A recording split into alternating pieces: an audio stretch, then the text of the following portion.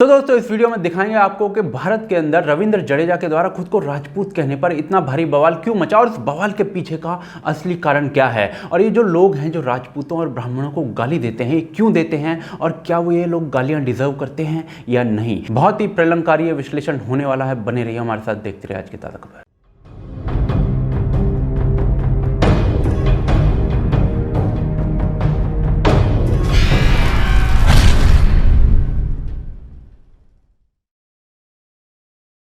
तो दोस्तों ट्विटर के ऊपर रविंद्र जडेजा ने एक तलवारबाजी का वीडियो डालते हुए लिखा कि जो तलवार है वो अपनी चमक तो खो सकती है लेकिन अपने मालिक की अवहेलना नहीं कर सकती। और नीचे हैशटैग लगाते हुए लिख दिया राजपूत बॉय। लेकिन लिबरल्स की काली कलम से तलवारबाजी का ये वीडियो देखकर ऐसे अक्षर निकले। अशोक स्वाइन ने कहा कि राजपूत पूरी जिंदगी हारे और मुगलों के घर में शादियां कर करके बचे। रविंद्र जडेजा इडियट है। दिलीप मंडल तो भैया इस्लामिक शासकों की पूरी लिस्ट ही निकाल रहा है जिसके सामने अकॉर्डिंग टू हिम राजपूतों ने घुटने टेके। और जो बाकी इन लिब्रांडों की पूरी लिस्ट है उन्होंने भी यही कहा कि रविंद्र जडेजा अपनी ऊंची जात दिखा रहा है और एक प्रिविलेज्ड बंदा है। लेकिन रविंद्र जडेजा ने क्या ऐसा सब कुछ कहा था? तो भाई ट्वीट आपके सामने है। कोई भी सेन दिमाग का आदमी तो इसमें कास्ट की सुप्रीमेसी ढूंढ नहीं सकता, बाकी प्रोपेगेंडिस्ट का कुछ कह नहीं सकते। और जिस व्यक्ति को ये लोग प्रिविलेज बोल रहे हैं ना, उस जडेजा के जो पिता थे वो एक सिक्योरिटी गार्ड थे, माँ जो थी वो एक नर्स थी और 5 लोग जो थे वो एक कमरे के मकान में रहा करते थे। माँ जो थी वो 15 साल की उम्र में चल बसी थी। जिस व्यक्ति को ये कास्ट सुप्रीमिस्ट कह रहे हैं वो अपनी मेहनत के दम पर यहां तक पहुंचा है, किसी प्रिविलेज के दम पर नहीं। लेकिन दोस्तों ये सब पहली बार नहीं हो रहा है। कुछ समय पहले जावेद अख्तर ने भी जो राजपूत समाज है उसको मुगलों का दरबारी एक तरीके से कह दिया था। लेकिन जो जडेजा का ट्वीट था वो बिल्कुल हार्मलेस था। लेकिन क्या इस देश ने हार्मफुल स्टेटमेंट्स भी देखी हैं? मायावती और उनकी पार्टी 90 के दशक में नारा देती थी तिलक तलाजू और तलवार उनको मारो जूते चार। और लालू यादव 90 के दशक में नारा देते थे भूरा बाल साफ करो, यानी कि भूमिहार, राजपूत, ब्राह्मण और लाला इन्हें साफ करो। लेकिन इन लिब्रांडोज ने कभी भी इस जेनोसाइड की अपील पर हल्ला नहीं मचाया, बल्कि ये लोग ये कहते मिले कि लालू को इसलिए गिरफ्तार कर लिया गया है क्योंकि वो एक लोअर कास्ट से आते हैं। दूसरी तरफ यही लोग जो है वो थैंक्स मुगल का हैशटैग चला देते हैं ट्विटर के ऊपर। क्यों? क्योंकि तानाजी नाम की एक फिल्म का ट्रेलर रिलीज हुआ था और उसमें मुगलों को हारते हुए दिखाया गया था। क्या कहकर ये थैंक्स मुगल कह रहे थे धनिये के बीच? कह रहे हैं कि मुगलों ने हमें बिरयानी दी, जो कि एक सफेद झूठ है, कभी और प्रूव करूंगा। लेकिन ये जरूर सच है कि भारत के जो हिंदू समाज है उसको नदी में नहाने जैसे स्मॉल रिचुअल पर भी टैक्स देना पड़ जाता था, जो कि आप स्क्रीनशॉट में देख सकते हैं। अब सवाल आता है कि जब लालू और मायावती के द्वारा कही गई इन्फ्लेमेटरी बातों के ऊपर भी कभी हल्ला नहीं मचाया गया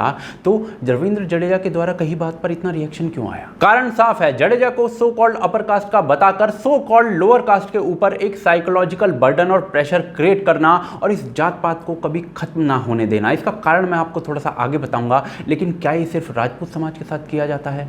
जी नहीं। ट्विटर के सीईओ के हाथ में एक एंटी ब्राह्मण पोस्टर थमाने से लेकर इसी 14 अप्रैल को आरएसएस का क्रिटिसिज्म करने के लिए ब्राह्मणों को घेरने तक इस देश ने सब देखा है। और ब्राह्मण तो इन लिबरल्स के लिए सबसे बड़ा पंचिंग बैग है। लेकिन रविंद्र जडेजा के एक ट्वीट पर जिसमें उन्होंने अपनी कास्ट मेंशन की थी उस पर इतना हल्ला मचाने वाले ये लोग बिल्कुल चुप थे जब विजेंद्र सिंह ने कुछ समय पहले ही अपनी कास्ट मेंशन करने वाला ट्वीट डाला था। तो यहां से यह बात साफ हो जाती है कि सो कॉल्ड ब्राह्मण या राजपूत जो है वो कुछ ना भी कहें तो भी उनको घेरा जाएगा। लेकिन लालू जैसे लोग यदि भूरा बाल साफ करने के बारे में भी कह देंगे तो भी उनको विक्टिम ही दिखाया जाने वाला है। इसके पीछे एक बहुत गहरा रीजन है जो मैं आपको आगे बताने वाला हूं। लेकिन जो राजपूतों के बारे में कहा गया है क्या वो सच है वो देख लेते हैं। जडेजा का यूज करते हुए इन लोगों ने बेसिकली कहा कि राजपूतों ने कोई लड़ाई नहीं जीती, राजपूत कायर थे, मुगलों से सिर्फ संध्या करते थे, शादियां करते थे। क्या ये बात सच है? जी नहीं, ये बात सच नहीं है, पूर्ण सच नहीं है। क्योंकि शादियां की गई, संध्या भी की गई। लेकिन सन 740 में उमैयद वंश की एक मुस्लिम फौज जब अरब से आ रही थी तो उसको राजस्थान में हराने वाले और रोकने वाले बप्पा रावल थे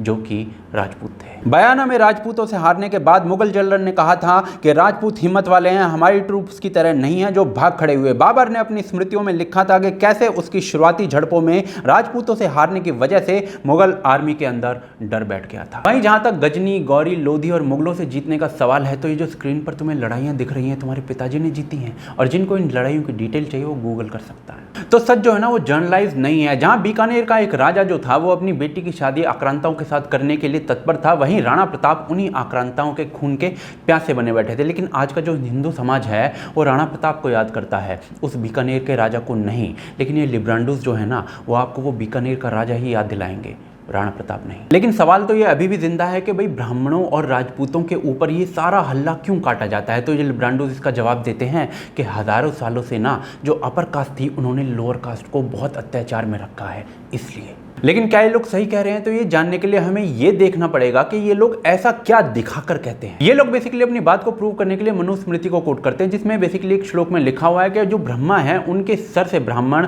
जो छाती है उससे क्षत्रिय, जांघों से वैश्य और पैरों से शूद्र पैदा हुए हैं। और इसका अर्थ ये निकालकर बताया जाता है कि ब्राह्मण सबसे ऊंचे और शूद्र सबसे नीचे हैं। लेकिन ये लोग कभी भी आपको ये नहीं बताएंगे कि इसी मनुस्मृति के 9वें चैप्टर के 335वें श्लोक में साफ लिखा है कि कोई शूद्र भी ब्राह्मण बन सकता है अगर वह उतनी शिक्षा प्राप्त कर ले। वहीं 10वें चैप्टर के 65वें श्लोक में साफ लिखा है कि ब्राह्मण शूद्र हो सकता है और शूद्र ब्राह्मण, क्षत्रिय और वैश्य भी अपना वर्ण बदल सकते हैं। क्यों नहीं बताया जाता है आपको? क्योंकि इससे बात पता चल जाएगा कि जो वर्ण व्यवस्था की गई थी मनुस्मृति के द्वारा, ये जन्म से नहीं थी, ये कर्म से थी। यानी कि एक शूद्र का बेटा भी अगर पढ़ लिख जाता है अच्छा खासा तो ब्राह्मण बन सकता है। ये सब मैं कैसे कह सकता हूं? तो भाई डेफिनेशन आपके सामने है। जन्म ना जायते शूद्रा, यानी कि जन्म से सब शूद्र होते हैं। जब पढ़ने लिखने का संस्कार बनता है तो द्विज बन जाते हैं, यानी दूसरा जन्म होता है। जब वेद सीख लेते हैं तो विप्र बनते हैं, और जब आत्मज्ञान मिलता है तब जाकर कोई ब्राह्मण बनता है। लेकिन इसका जवाब ना ये लोग ये देने लग जाते हैं कि जो शूद्र थे ना उनको तो पढ़ने लिखने तक का अधिकार नहीं था, तो वो ब्राह्मण कैसे बनेंगे?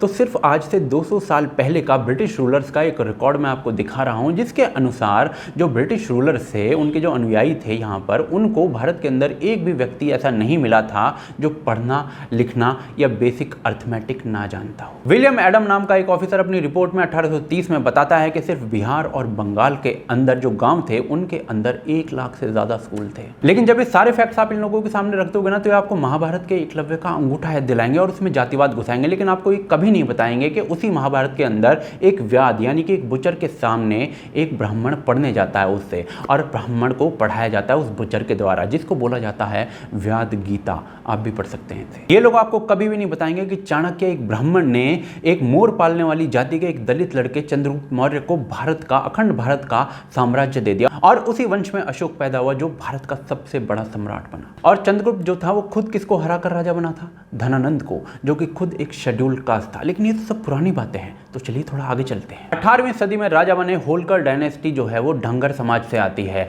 जो कि एक शेपर्ड कास्ट होती है, और बाद में ये मराठों में भी शामिल हो गए। लेकिन ये लोग राजा कैसे बने ना, ये गूगल कर लेना। लेकिन ये भी चलिए 18वीं सदी की बात है, तो आगे चलते हैं। श्रीमान बाबा साहब अम्बेडकर जो हैं, उनको जो अम्बेडकर नाम है वो एक ब्राह्मण ने दिया। तो क्या जिसको लोअर कास्ट कहा जाता है उनके ऊपर कभी अत्याचार नहीं हुए? तो इसको समझने के लिए हमें समय को 2 भागों में बांटना पड़ेगा, अंग्रेजों से पहले का समय और अंग्रेजों के बाद का समय। अंग्रेजों से पहले के समय में अत्याचार हुए, लेकिन सदाचार ज्यादा हुए। कभी किसी के पढ़ने के हक को, आगे बढ़ने के हक को कभी भी नहीं रोका गया, और ये अंग्रेजों के रिकॉर्ड खुद दिखाते हैं। तो क्या अंग्रेजों से पहले अत्याचार हुए थे? जी हाँ हुए थे। क्या जाति बेस्ड हुए थे? जी हाँ, कुछ एग्जाम्पल्स आपको ऐसे मिल जाएंगे, लेकिन ज्यादातर एग्जाम्पल्स जो मैंने आपको बताए हैं ना उसी टाइप के हैं। किसी के भी पढ़ने और काम करने के अधिकार को नहीं छीना गया। ऐसे ही तो हमारी 100% लिटरेसी रेट ही बता देती है अंग्रेजों के रिकॉर्ड्स में। और दूसरी तरफ जो सप्रेशन था ना, वो ताकतवर का कमजोर के प्रति ज्यादा था, और जो जाति बेस्ड था ना वो बहुत कम था। और इसके ऊपर एक डिटेल्ड वीडियो में बनाने की कोशिश करूंगा, जिसमें आपको पूरे प्रमाणों के साथ मैं ये सब कुछ दिखाऊंगा। तो फिर ये प्रेजेंट सिचुएशन जो है ये कैसे आई?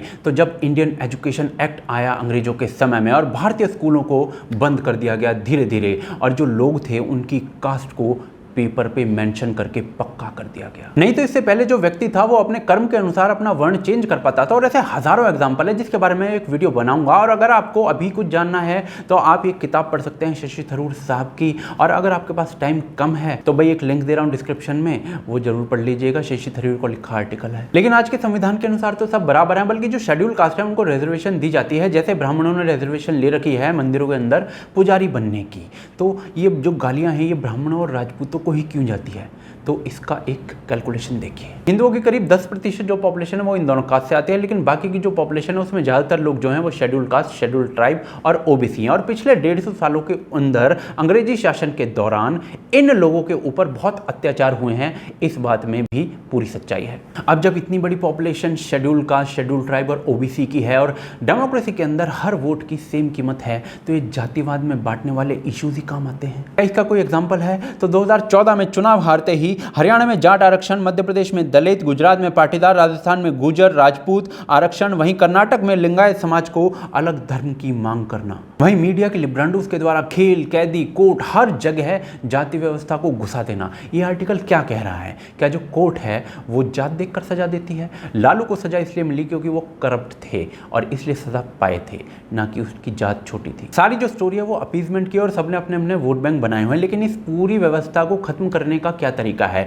जब हम इस जन्म पर आधारित सिस्टम को वर्ण पर या फिर कर्म पर आधारित सिस्टम पर ले जाएं। जब मंदिर के अंदर एक दलित का बेटा पुजारी बनकर बैठे अपने ज्ञान के दम पर, और ये भारत के अंदर ना बहुत तेजी से हो रहा है। आप देख सकते हैं किस प्रकार से एक दलित का बेटा जो है वो महाकुंभ का एक मुख्य पुजारी बन गया। और इन लोगों को इसी बात का डर है कि हिंदू समाज जो है वो एक हो रहा है, यूनाइट हो रहा है। डर नहीं है, फटी पड़ी है। लेकिन कितनी फटी पड़ी है ये मैं नहीं जानता, मैं तो बहुत भोला आदमी हूँ, लेकिन आप जानते होंगे, आप भारत की जनता हैं, आप हमें बताइए कि कितनी फटी पड़ी है। कमेंट करके ये चीज़ हमें बताइए। इसके अलावा यदि आप हमारे काम को सपोर्ट करना चाहते हैं तो हमें patreon.com पर सपोर्ट कर सकते हैं। एड्रेस स्क्रीन पर है और आई बटन या डिस्क्रिप्शन के अंदर उसका लिंक दे रहा हूँ। आप देख रहे हैं आज की ताज़ा खबर। जय हिंद, जय भारत।